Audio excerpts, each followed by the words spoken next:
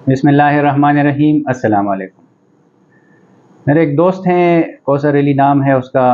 उसने 2-3 मरतबा बताया कि अगर पार्किंसन डिज़ीज़ पे आप एक वीडियो रिकॉर्ड कर लें, तो मुझे टाइम नहीं मिल रहा, तो ये आज कुछ टाइम मिला तो मैं ख़ास उस की रिक्वेस्ट पे ये वीडियो रिकॉर्ड कर रहा हूँ। पार्किंसन डिज़ीज़, आम लोग इसको रेशे की बीमारी भी कहते हैं।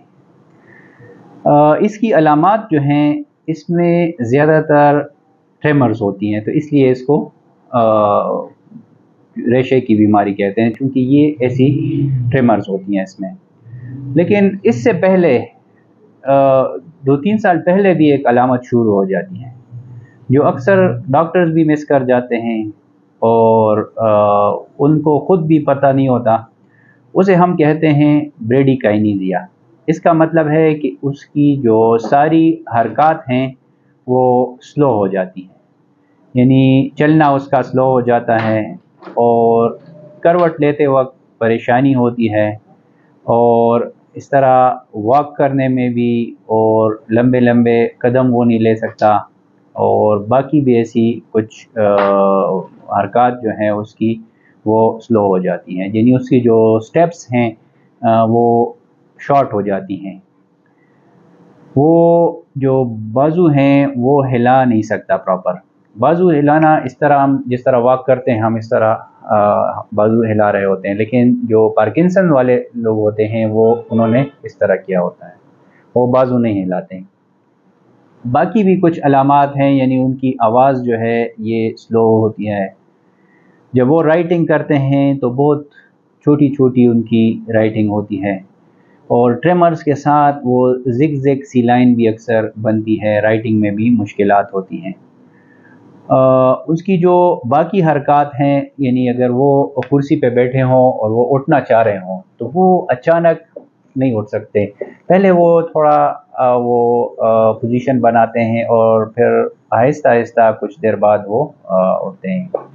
इस तरह और जो शुरू करना होता है, बाज़ औक़ात अगर वो वॉक कर रहे हों, अगर वो खड़े हैं और वॉक शुरू कर रहे हैं तो इनिशिएशन ऑफ मूवमेंट इसे कहते हैं, तो ये भी उनकी बहुत स्लो या कम हो जाती है।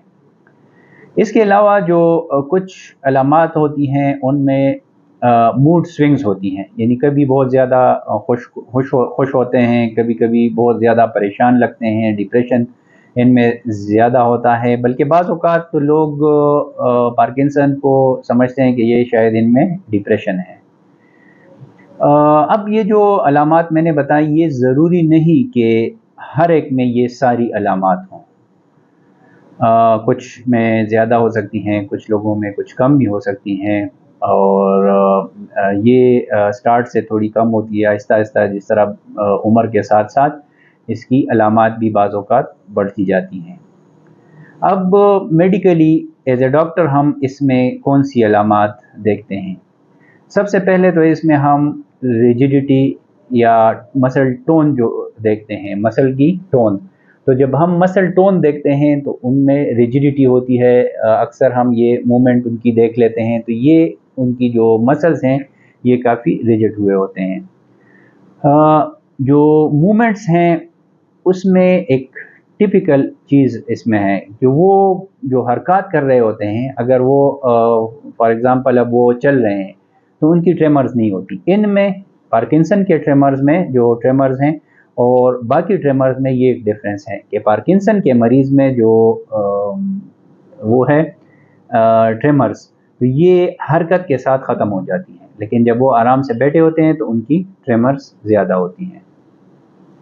इसके साथ-साथ एक हम टैपिंग करते हैं उनकी, जब हम देखते हैं तो इस तरह टैपिंग करते हैं। तो आम जब हम करते हैं नॉर्मल लोगों में तो वो इसके साथ एक दफ़ा ऐसे करते हैं, लेकिन जो वो हैं पार्किंसन के पेशेंट्स, तो उनको जो हम यहाँ पे टैप करते हैं तो ये इस तरह से 2-3 मरतबा 4 मरतबा ब्लिंकिंग कर लेते हैं।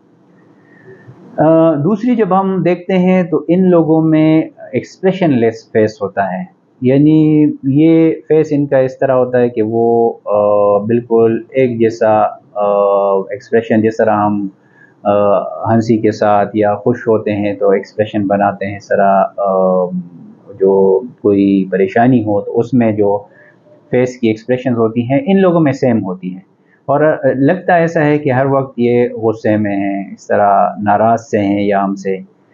دوسری ان لوگوں میں ہم مسل کی جو ریفلیکسز ہیں وہ دیکھتے ہیں، لیکن اس کی ڈیٹیل میں نہیں جا رہا، یہ ڈاکٹرز کے لیے ہے۔ ان لوگوں کی ہم واک دیکھتے ہیں کہ یہ کس طرح سے واک کر رہے ہیں۔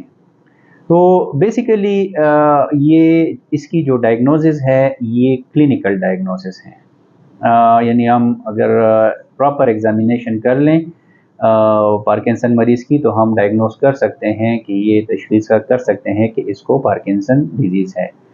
پارکنسن کی جو مین وجہ ہے وہ ڈوپامین کی کمی ہے، تو جب آپ ڈوپامین دیں گے تو یہ کمی اس کی پوری ہو جائے گی۔ لیکن اس کی پراپر ٹریٹمنٹ کے بارے میں چونکہ وہ تھوڑا سا زیادہ ہے تو میں اس کے بعد دوسری ویڈیو میں ٹریٹمنٹ کے بارے میں بتاؤں گا۔